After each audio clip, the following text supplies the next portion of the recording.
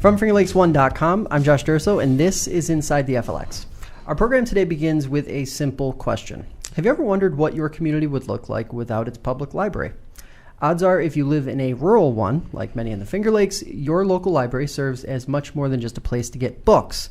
But times have changed and people don't consume books like they once did. Another question. If people aren't reading as much, what are modern libraries doing? The answer is a lot, but there's a lot to unpack in those questions, and we're going to do that today.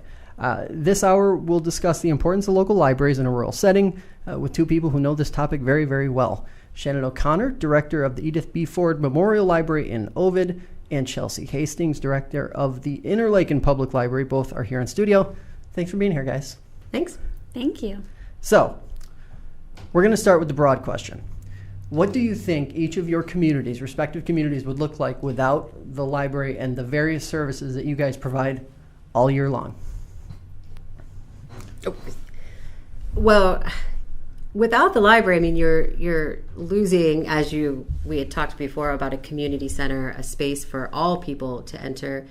Personally, when I started the library, one of the first things we did was start an after-school program for middle school youth, because I was sitting in the library every day looking across at the village greens, and I was watching kids destroy the bandstand that's over there. They were kicking out the wood, they were graffitiing on everything, and you quickly realized these kids need something to do, and they need a place to go. Okay, so I'm going to throw it over to Chelsea.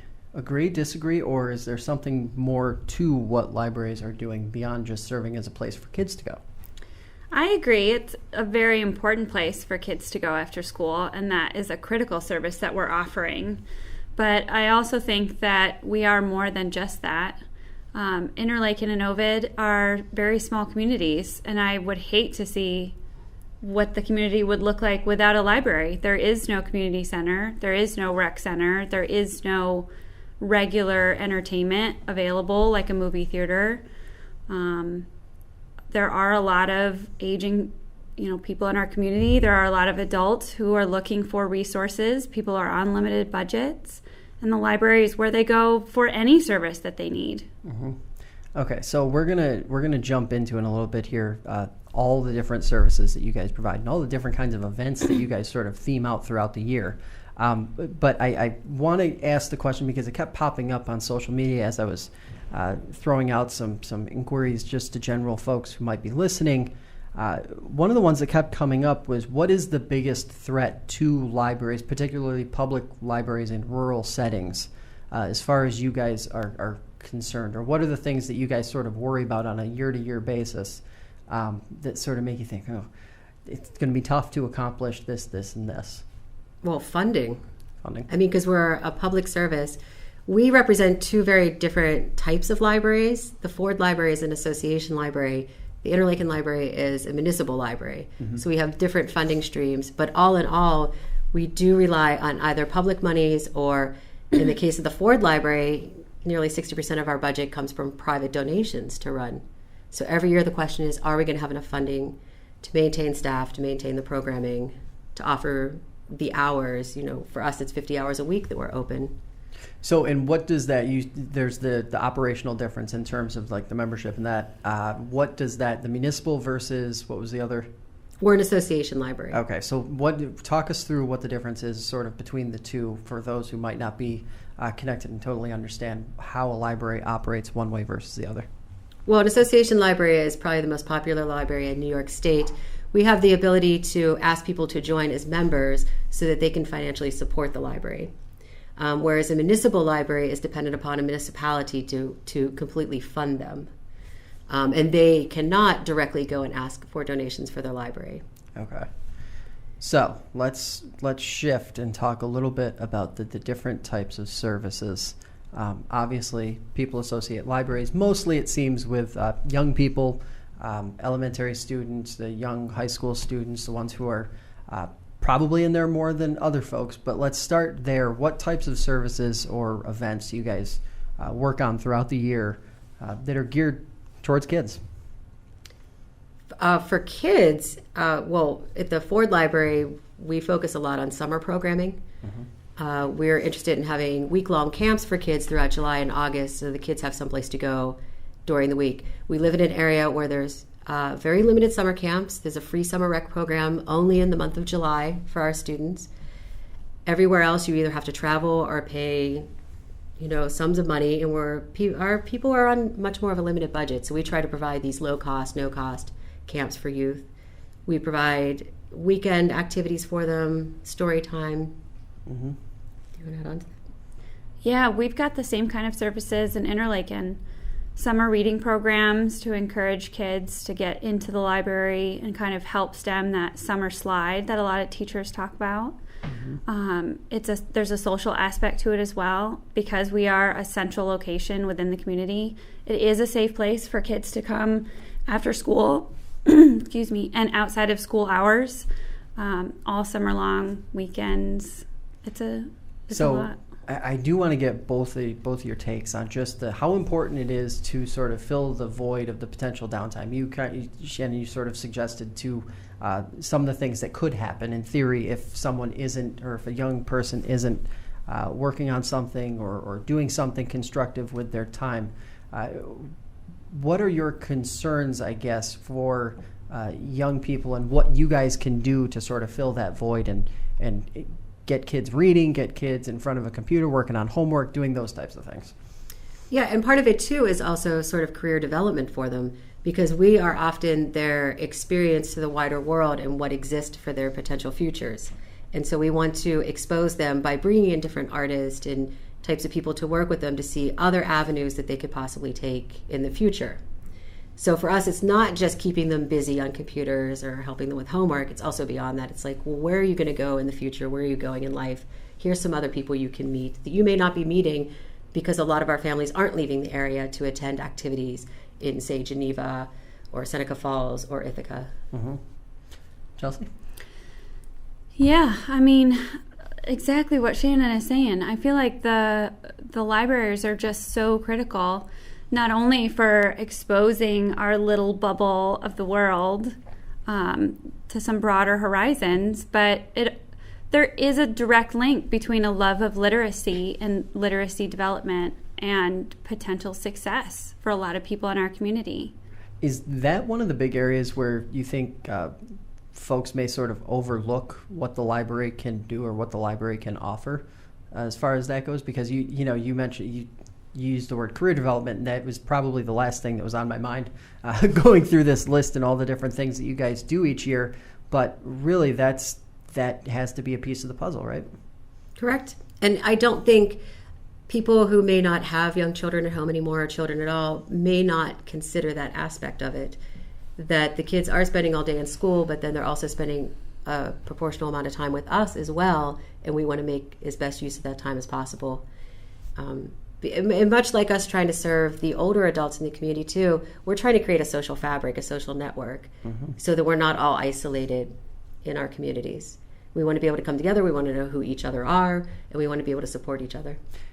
Is it just as important in rural communities like Interlaken, Ovid, Covert, Lodi, etc., to make sure that the older folks are also incorporated into the different events and things like that are going on at the library? Oh, absolutely. Yeah, it's critical. We have a lot of dedicated adult and older adult, such as senior programming that happens at our libraries. Mm-hmm.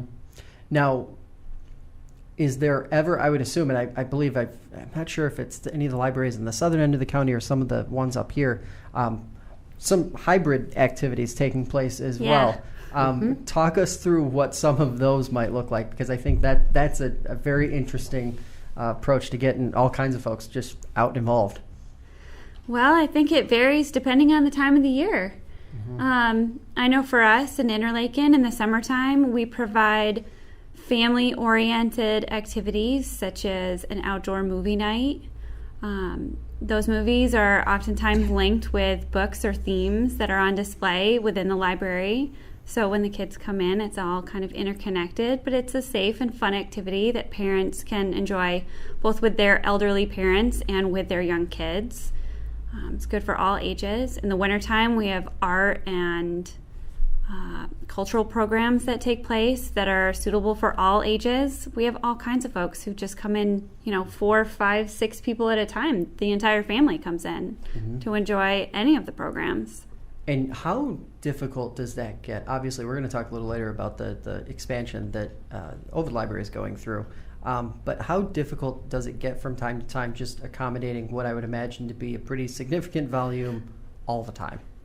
It is, especially in our little kind of quaint, beautiful old buildings. They were not set up to accommodate a large portion of our community at one time. Now, to that end, I'm sure you guys keep sort of numbers on events and things like that. What do the numbers look like as far as just an average year, not an up or a down, but just sort of what a normal year looks like as far as all the people who are coming out to the library? Well, we've been averaging about 600 programs a year.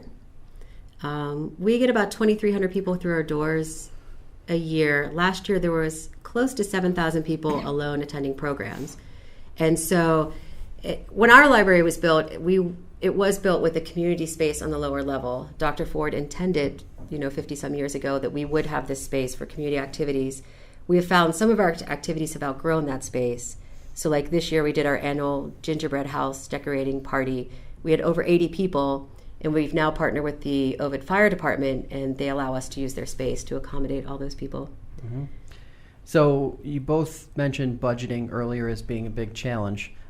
Leads me to ask, just knowing that books aren't cheap, how is that part of it managed so that you guys can sort of keep up with other libraries? And I would assume you guys are always sort of keeping an eye on what's out there and what other libraries are doing. How is that? Is like a sharing system? Is it a pass between, or how's that approach work? Yeah, I mean, as far as collection development, we have our own each individual budget. We're trying to meet the needs of our direct community, but we're also part of the Finger Lakes library system. Mm-hmm. So we're a consortium of 33 libraries that are interconnected. We share nearly all of our resources between the 33 libraries, and so we have a weekly delivery system. I mean, for us, it's 3 times a week. Interlake, it's twice, yeah. Mm-hmm. So delivery bags come in, so people can reach out throughout the Finger Lakes library system, but also beyond, because we're also connected with WorldCat and OCC, so we can go out to a wider range to collect materials to bring in for people. Does that become challenging, or is that one of the easier things as far as managing it goes? So I would assume you guys are moving books almost constantly, right? Yeah, I mean, we have the Polaris computer system. We have one software system that connects all of us, and so there is a person dedicated at Finger Lakes library system who is in charge of this piece to make sure that happens. It's pretty seamless. It works really well. People are so happy because they know we can't buy all the topics they want. They can go on the computer, they can order whatever topic they want, have it delivered to their library, pick it up. I would have to imagine space is also a challenge under those circumstances. You can only fit, I mean, how many books does each library hold at any given time? Is it a set amount, or does it fluctuate? Is there a lot of fluctuation, or? No, there is some fluctuation, but I know like my library can only accommodate on average about 11,000 items. Mm-hmm. And we just simply don't have space for anything beyond that. Mm-hmm. But fortunately, because of the consortium with FLLS, we have access to over 500,000 items for our patrons. So even though they're not in the building, we could bring it into the building, most likely, probably within a couple of days. Mm-hmm. Now, as far as the library goes, obviously you talked about some of the events, summer events, things like that, summer camp. What are sort of some of the big events that are going on during the holiday season? We see up here in Seneca Falls, the Seneca Falls Library is busy all the time with different holiday-themed events. I'm sure you guys are the same way. What are some of the big events that you guys target each year and see a lot of success with? For us, the gingerbread house party is always the biggest thing. And then during the school break, we host Schools Out Week, so families can drop kids off in between Christmas and New Year's for a full day of activities. So we have Lego Day, we have Movie Day, we have Science Day.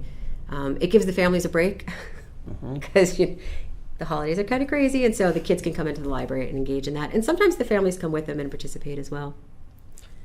Yeah, our biggest event, I would have to say, is most likely our wreath creation class. I have people who are requesting to sign up for that class at the end of the summer break. Really? They really look forward to it. Yeah. So I have to ask, you tipped me off because I do tend to see, it seems like a lot of arts and craft themed events. How much of that sort of incorporating like an art class vibe to what you guys do as a way to interact with the kids, it must work, right? Oh, absolutely. We usually have a waiting list for most of our programs. And we try to source all of our instructors locally as well. Mm-hmm. So, I mean, on any given year, we'll have watercolor painting, clay. We've done stained glass window making, videography. All right, so we're going to take a quick break. When we come back, we're going to actually go through some reader questions, listener questions, and then get an update on the expansion that's happening in Ovid. We'll be right back. I was severely injured. I was on a ventilator. My husband was scared, and he just went for the nearest number that he had heard advertised over and over and figured they're the best. They know what they're doing. I think that's the typical reaction. But unfortunately, it wasn't the right one. And I'm thankful that we learned that early on in the process. He decided to look for someone locally who would give us a little more personalized attention. And when we met Steve and talked with him, we knew that we had found that person. If you want to feel like you have an attorney who's in your corner, who's going to listen to you, who's going to endeavor to understand you, give Steve a call. I really felt like everyone at Madej, Miras, and Rickey really cared. For a law firm that cares about you, contact Madej, Miras, and Rickey at 315-568-0911. Prior results do not guarantee a similar outcome.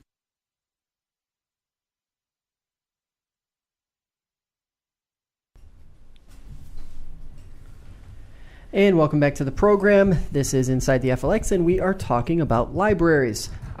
So obviously, let's start with the excitement in Ovid. Shannon, obviously you guys are working through a pretty significant upgrade and update and construction process to the Edith B. Ford Memorial Library. Where do we stand right now in that process, and everything still on pace? Everything is right on schedule. They're going to be finishing up the building around the end of February, and then there's a lot of minor details towards the end. So we'll be reopening a full library May 1st. Mm-hmm. So what was, when you guys set out to get this done, what were sort of some of the boxes that you wanted to check off as far as being able to do after all of the work was done? What were some of the things that you wanted to be able to accomplish? The manner in which it started, I mean, we didn't set out saying, hey, let's double the size of our library. We started out with an aging building and a emergency exit stairway that was collapsing. And without our emergency exit stairway, we were going to lose egress to half of our building. Because of fire codes, you have to have this second egress. Right. And so when we started looking into replacing this stairwell, it involved digging into the hillside behind the library, and such a massive amount of construction would have to be done that we decided, if we're going to do an expansion, now is the time to do this. And we created an expansion, one, to meet the needs of the local youth, because we don't really have a space for them, and two, was to create meeting rooms and classrooms for all the programs we're hosting.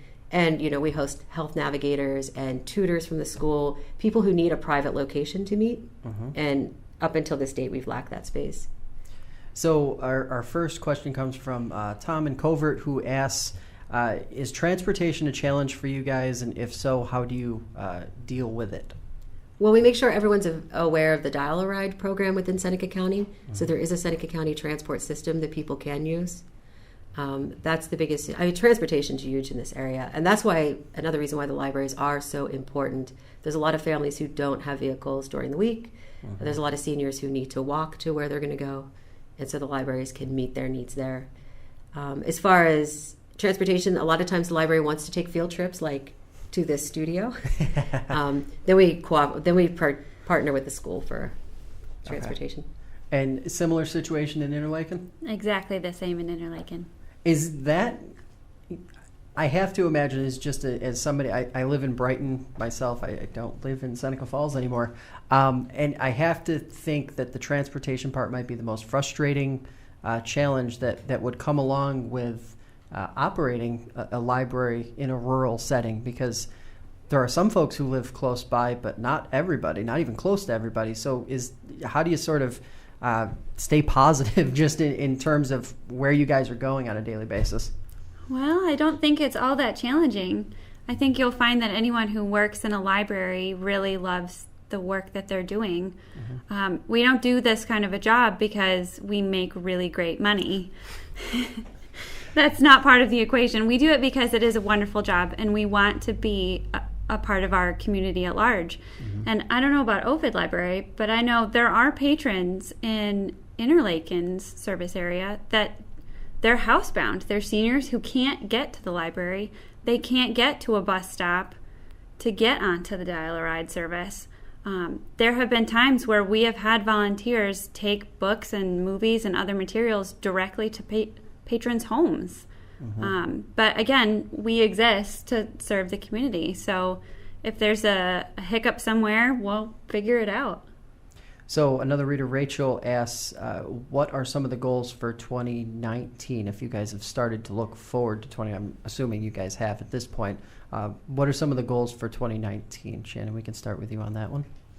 Just expanding our programming, because now we have a lot more space to accommodate people. So we look forward to providing more opportunities. For us, it's a matter of writing grants to be able to host these programs for people. So my staff and I are committed to, we have a couple large grants on our plate right now that we're working on to support these activities. Chelsea? Yeah, next year we're really excited to bring on some additional members of staff to hopefully expand some of the programs that we offer, expand potentially some of our service hours. It's looking really exciting. And volunteers. I would imagine volunteers are part of the equation in what you guys do. Huge. Huge? Yeah. Okay, let's talk about that a little bit. It sometimes might be difficult to find volunteers, or do you guys tend to find a pretty steady stream of folks who are willing to get out there and help? Since day one, since I've been at the Ford Library, homeschool teens have been essential to our volunteerism. They are enormously helpful during the week. Yeah, we have a lot of volunteers at the Interlaken Library. Our board is made up entirely of volunteers who put in hours every month to help run and oversee the library. We have volunteers staffing the desk. We have volunteers putting books away. We have volunteers delivering books to homes. They're really critical. And if someone wanted to get involved and help out at either library or any library, what would be the process? How do you go about that? Just come on in. Just come on in? We have a volunteer form you fill out. Yeah. Generally, we talk to the person just to see where their interest is. Right. So that we can match them up with an activity that they're going to enjoy. Yeah. Okay. So this is an interesting question. Maybe you guys will have an answer for it. Maybe you won't. But I think it's worth chatting about a little bit. Alien Romulus says, I have 2 kids. One loves to read. The other hates it. Can the library help shape a better relationship for my son who doesn't like reading with books? We have done after-school programs and would get kids in who were not readers at all. But first, what we did was instill a love of the library with them, because we would have activities where we're handing them power tools or we're doing science experiments, things to really start to engage them. And then through each program, our goal is also to showcase some of the books that are connected to this. And we found some of those kids were really attracted to graphic novels, much more pictorial, not full of so many words, or even magazines. But I've never had a kid that I haven't been able to put something in their hand that they then were willing to take a look at when they get home. Sometimes it's how you get to them. Yes. Right. Is that the most difficult part then? Transitioning some of those kids who may not be as inclined or interested right off the bat at reading, or? Well, sure, because you have to build a relationship with them, so that they feel comfortable accepting. Hey, okay, maybe I will give this a try for you. So for us, it was relationship building throughout the program to do that. Oh, because day one they would be like, I don't read, I'm not taking anything. Is there an element of you're just surrounded by books for so long? If you keep coming, eventually you're going to succumb to the books and you're going to read and you're going to like reading. Is there an element of that? Because I'd have to imagine that if you're just surrounded by it all the time and everyone around you, the people at these other events, other kids, if they're seeing it like that, eventually it's just going to become part of it, right? Right. And this lady keeps sliding these things in front of me. Eventually something catches their interest that they're like, oh, let me look at that. Is it harder now, Chelsea, given how tech-driven the whole world is, just how everything, even a lot of folks read on an electronic device now. Just getting a plain old book in somebody's hand? I don't think so, personally. I think now we have more avenues than ever to expose people to new mediums, new authors, new titles, new subjects, new cultures. All kinds of stuff is available, both electronically and in a traditional book. I don't think it matters to most librarians how it is you're being exposed. I think we just want to open that door. And one of the themes that kept popping up in all of the questions that I was getting was this idea that, well, a library doesn't really interest me because I don't like books. You're more than just books. Libraries are more than just books. This conversation has made that very, very clear. What do you leave with the folks who sort of may casually encounter the library and then may not turn out to be somebody who right off the bat comes back and is a regular user? How do you sort of convert them in that sort of passing encounter? I think it depends on the person.